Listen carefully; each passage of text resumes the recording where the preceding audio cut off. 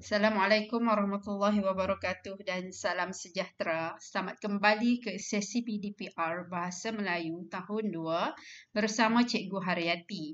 Baiklah, pada hari ini sebelum kita memulakan pelajaran kita, Cikgu minta kamu baca doa sebelum belajar terlebih dahulu. Bismillahirrahmanirrahim. Allahumma aftah alaina hikmataka wansyur alaina min khazaini rahmatika ya arhamar rahimin. Rabbi shrah li sadri wa yassir li amri wahlul 'uqdatam min lisani yafqahu qawli. Amin. Sebelum kita meneruskan pelajaran, cikgu minta kamu sediakan terlebih dahulu buku teks Bahasa Melayu tahun 2, jilid 2 dan buka pada muka surat 11. Apakah yang akan kita pelajari pada hari ini? Kita akan meneruskan tema yang sama iaitu tema 5, jati diri, patriotisme dan kewarganegaraan. Unit yang sama juga, unit 14, hidup berbakti. Dengan kemahiran tata bahasa iaitu kata tunggal yang bertajuk jasa nenekku terhadap negara.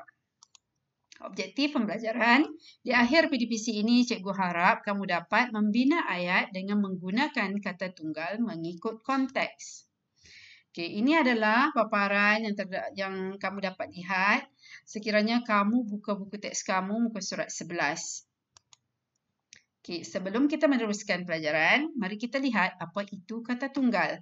Kata tunggal ialah perkataan yang terdiri daripada satu kata dasar yang mempunyai makna tersendiri, iaitu seperti contoh cat, bola, jalan dan negara. Iaitu kata dasar ini maksudnya kata yang tiada imbuhan dan ia mempunyai maksud dan makna seperti yang contoh kita dengar tadi.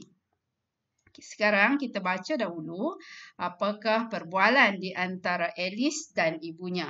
Alice bertanya, "Ibu, tolonglah bercerita tentang pengorbanan nenek kepada negara suatu masa dahulu." Maka ibu Alice pun menjawab, "Alice, dahulu nenek kamu seorang pejuang.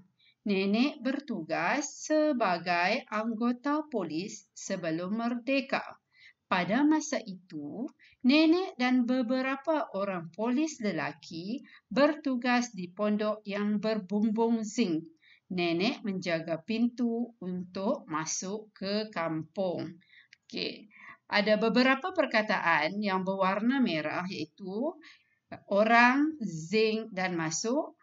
Yang perkataan yang berwarna merah ini kita panggil kata tunggal. Mari kita lihat dengan lebih jelas. Okey, ini adalah kata tunggal. Seperti dalam buku teks kamu juga, muka surat 11, muka surat yang sama. Ada orang, ada zinc dan perkataan masuk. Ini adalah kata tunggal. Bagaimana dibina ayat? Untuk gambar rajah ini, ayat telah dibina sebentar tadi. Yang kita baca sebentar tadi, apakah yang disebut oleh Ibu Alice itu adalah ayat yang telah dibina yang mengandungi kata tunggal orang, kata tunggal zinc dan kata tunggal masuk. Mari kita lihat bersama-sama ayat yang pertama.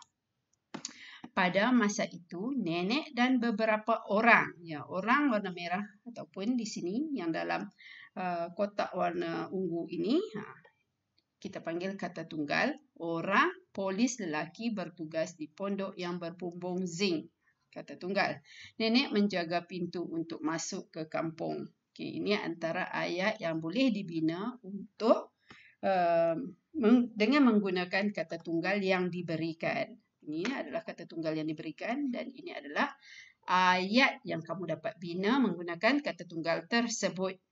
Seterusnya kita lihat pula gambar rajah yang kedua. Dia telah beri kepada kamu iaitu cuaca, wanita dan kanak-kanak. Apakah kata tunggal? Apakah ayat yang boleh dibina menggunakan kata tunggal ini? Mari lihat contoh yang cikgu berikan. Contoh ayat yang cikgu berikan berdasarkan kata tunggal yang diberikan. Nenek bekerja semasa cuaca panas.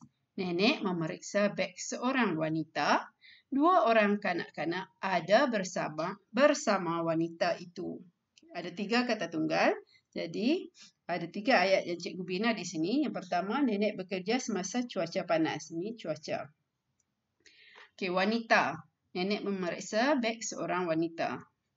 kanak-kanak, 2 orang kanak-kanak ada bersama wanita itu. Ini adalah contoh ayat yang boleh dibina menggunakan kata tunggal yang diberikan.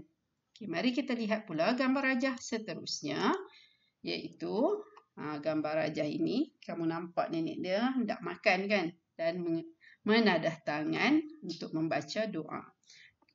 Kata tunggal yang diberikan ialah doa, makan, minum. Mari kita lihat ayat yang sesuai untuk membina, untuk menggunakan kata tunggal yang diberikan. Okay. Nenek membaca doa sebelum makan. Nenek makan nasi dan minum air di pondok jaga. Okay, ini pun boleh juga. Membaca doa, kemudian makan nasi dan minum air di pondok jaga. Ini ayat lengkap menggunakan kata tunggal yang diberikan. Seterusnya, kita lihat pula gambar rajah yang keempat. Kata tunggal yang digunakan ialah duduk, yang diberikan ialah duduk, pingat dan bangga. Apakah ayat yang sesuai yang boleh kamu gunakan untuk membina ayat menggunakan kata tunggal ini? Mari kita lihat contoh di sini. Ayat yang keempat, iaitu nenek duduk di atas kerusi. Nenek mendapat pingat sempena Hari Pahlawan. Nenek berasa bangga. Jadi ada 3 ayat cikgu bina di sini. Pertama duduk. Duduk di mana? Kamu nampak dia letak. Dia duduk di atas kerusi. Jadi kita boleh bina nenek duduk di atas kerusi. Kemudian dia sedang memegang pingat. Nenek mendapat pingat. Kemudian kamu letak sempena Hari Pahlawan. Dan akhir sekali bangga, kamu boleh katakan nenek berasa bangga sebab jasa yang telah dicurahkan kepada negara. Okay, itu adalah 4 gambar rajah beserta ayat yang menggunakan kata tunggal yang diberikan. Jadi sebagai tugasan untuk kamu, kamu pilih dan baca 2 ayat yang telah dibina tadi. Baca ke semua ayat dan pilih 2 ayat supaya kamu dapat rakam suara kamu dan hantar kepada cikgu menerusi Telegram.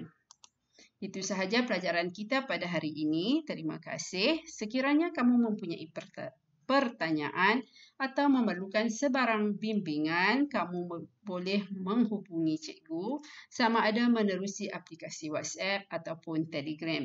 Sekian daripada Cikgu Haryati. Assalamualaikum warahmatullahi wabarakatuh.